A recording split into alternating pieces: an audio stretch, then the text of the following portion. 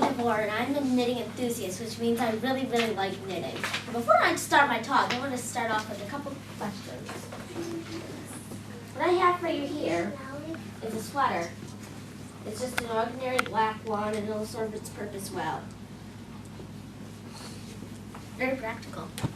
And now for sweater number 2. How many of you think this sweater is much more interesting? It certainly has a lot more colors. Now that we have them side by side, which sweater do you think would be more interesting to knit and to wear? If you're going to pick that one, I agree with you.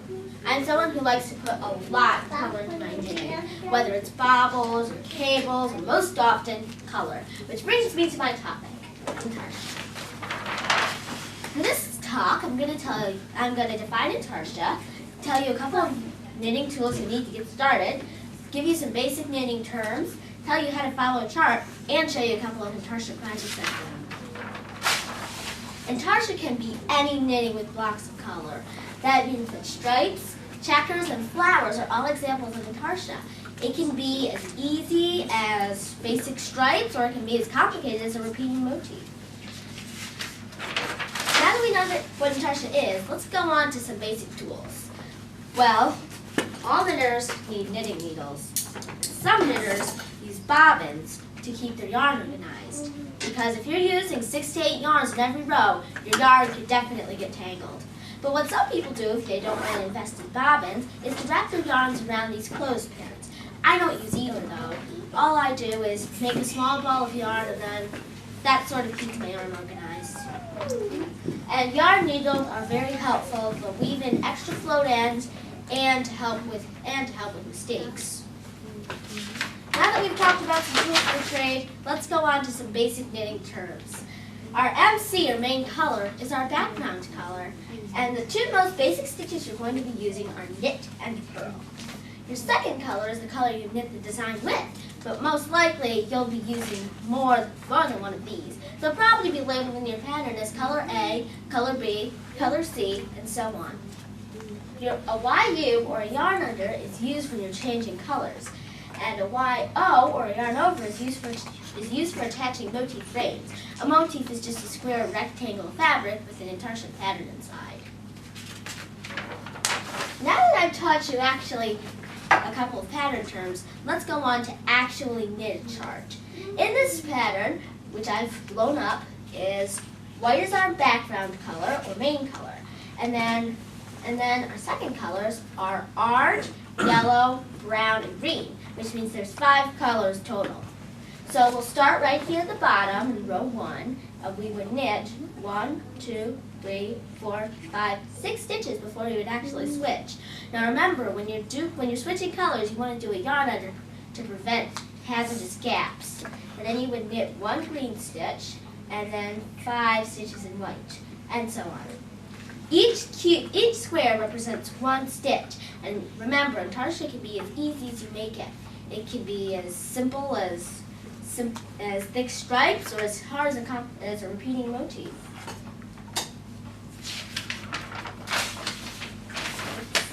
Now I'd like to show you a couple of projects I've done with intarsia. This is one of my first projects that I still have, and it's got stripes on it. And remember, stripes are still considered blocks of color. I hardly use it anymore because it's sort of old, but I still keep it anyway.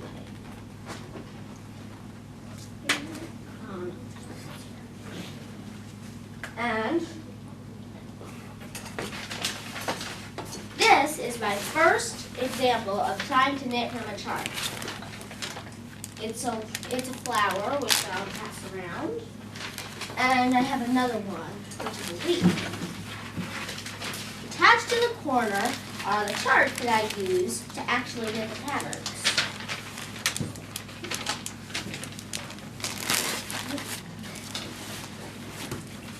This is my latest project.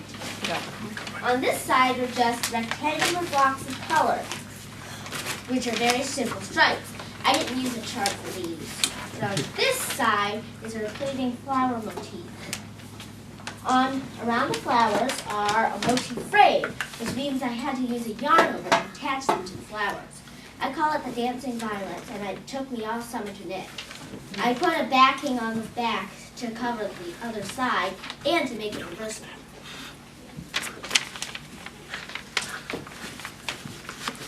And now I'm going to show you my latest project. I made this 4-H clover specifically for this talk. And what's so special about it is that I made the chart myself. And I'm going to show you how I did that.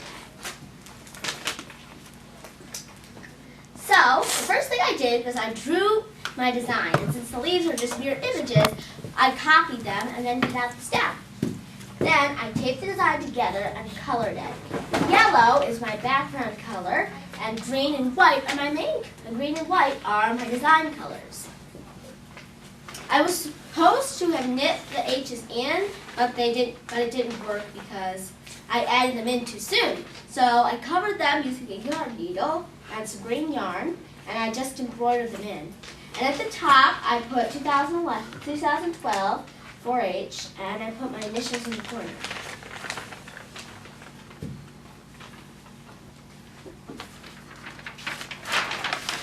Intarsia can be as hard or as easy as you make it. And you don't have to be a beginner to do Intarsia. All you need is knitting needles and some yarn. And just as I just said, you can make whatever you want with Intarsia. Whether it's racehorses or teddy bears, all you need is a chart and some graph paper.